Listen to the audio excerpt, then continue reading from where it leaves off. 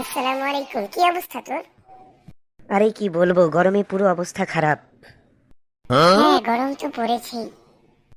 খুবই কষ্ট হয় এই গরমে সকলের। তোদের স্কুল বন্ধ দেয়নি? না, এখনো দেয়নি। আচ্ছা ঠিক আছে, থাক তাহলে, গেলাম। ঠিক আছে, যা। কিরে, গরমে কি অবস্থা তোর? এই তো নাজেহাল অবস্থা। গ্রীষ্মের ছুটিও দিল না। হ্যাঁ, দিবে মনে হয়। এই যে বাচ্চারা, শোনো। জি স্যার, বলুন। কালকে থেকে তোমাদের স্কুল বন্ধ ঘোষণা করা হলো। সত্যি স্যার? Thank you. শোনো, তোমরা এই গরমে বেশি বেশি শরবত এবং পানি পান করবে। আর স্যালাইন ডাক্তারের পরামর্শ ছাড়া পান করবে না। খুব বেশি ঘেপে গেলে খাওয়া যেতেও পারে। আর এই গরমে বেশি বাইরে বের হবে না এবং দুস্থ ও গরিবদের সাহায্য করার চেষ্টা করবে। ঠিক আছে স্যার, আমরা খেয়াল রাখবো। ঠিক আছে, যাও তাহলে।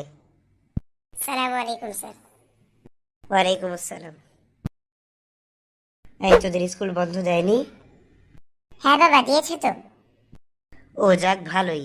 ঘরের বেশি বাইরে যাস না। ঠিক আছে বাবা। কিরে, কি অবস্থা, ভালো আছিস? আছি আলহামদুলিল্লাহ। গরমে ঘেমে ঘেমে পুরো অবস্থা খারাপ। হ্যাঁ, তো গরম তো পড়েছেই। প্রায় 40 ডিগ্রি পর্যন্ত উঠে যায়। হ্যাঁ, তা ঠিক। এই যে বাবারা, একটু শোনো। জি আঙ্কেল, বলুন। এই গরমে আমার খুব কষ্ট হচ্ছে। আমাকে কিছু পানি দেওয়ার মতো কেউ নেই। দয়া করে আমাকে এক গ্লাস শরবত দাও, অথবা এক গ্লাস পানি হলেও খেতে দাও। জি আঙ্কেল, কেন নয়, অবশ্যই। এই নিন আঙ্কেল, পানি। দাও বাবা, তোমাকে অনেক অনেক ধন্যবাদ। আল্লাহ তোমার ভালো করুক। ধন্যবাদ আঙ্কেল। শোন, আমার মাথায় একটা বুদ্ধি এসেছে। কি বুদ্ধি? আমরা এভাবে অসহায় ও গরিব লোকদের মাঝে শরবত এবং পানি বিতরণ করতে পারি। গরমের মধ্যে খুব ভালো বুদ্ধি এটা। হ্যাঁ। পাশাপাশি আমাদের বৃক্ষরোপণও করা দরকার, কেননা এই গরম এই বৃক্ষে এবং গাছের জন্যই বাড়ছে।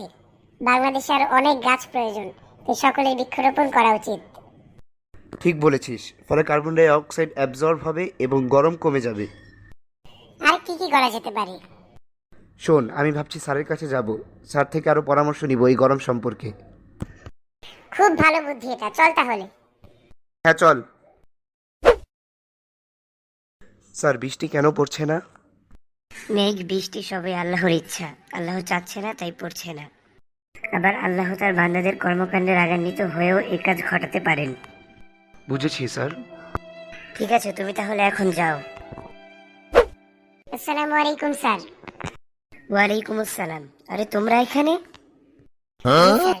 স্যার, আমরা এই গরমের করণীয় সম্পর্কে আপনার থেকে জানতে চাচ্ছি। জি স্যার। সেটা তো খুব ভালো বিষয়। তাহলে শোনো। জি স্যার, বলুন।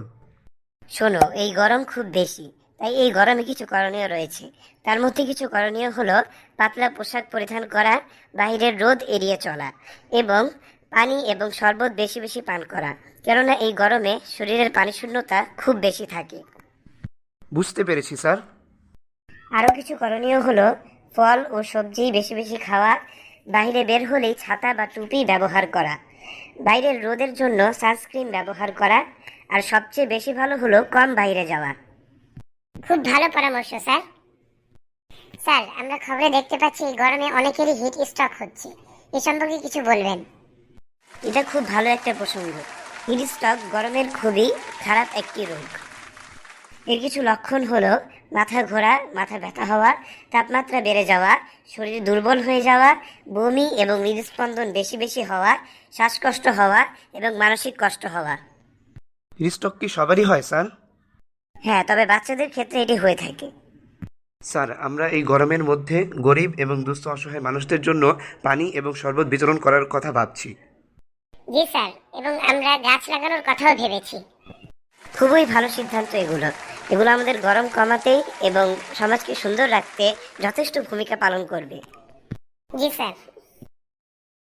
আর বৃষ্টির জন্য আল্লাহর কাছে দোয়া করো, ইনশাল্লাহ আল্লাহ আমাদের মাঝে বৃষ্টি দিয়ে দিবে। আপনার পরামর্শের জন্য অনেক অনেক ধন্যবাদ স্যার। ঠিক আছে স্যার, আসি তাহলে। আসসালামু আলাইকুম। ওয়ালাইকুম আসসালাম।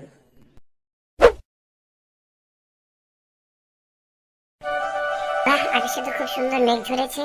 খবরে দেখেছিলাম মানুষ বৃষ্টির জন্য নামাজ পড়ছে, তাই হয়তো আল্লাহ কবুল করেছে। যাক, বৃষ্টি নেমেছে, আলহামদুলিল্লাহ আলহামদুলিল্লাহ আলহামদুলিল্লাহ। যাক, এবার খুবই ভালো লাগছে। আল্লাহ কতই না মহান। যাই, বেশিক্ষণ দাঁড়িয়ে থাকলে আবার ভিজে যাব, বাড়ি যাই। বাবা, বৃষ্টি পড়ছে, দেখেছো? হ্যাঁ দেখেছি, সবই আল্লাহর ইচ্ছা। হ্যাঁ, আলহামদুলিল্লাহ। আপনাদের সকলকে এতক্ষণ পাশে থাকার জন্য অসংখ্য ধন্যবাদ। Thanks for watching this video. সবাই ভিডিওটা লাইক দিন এবং সাবস্ক্রাইব করে দিন।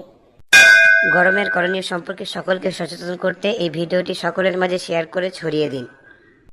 সকলকে ধন্যবাদ। সবাই ভালো থাকুন, সুস্থ থাকুন। আল্লাহ হাফেজ।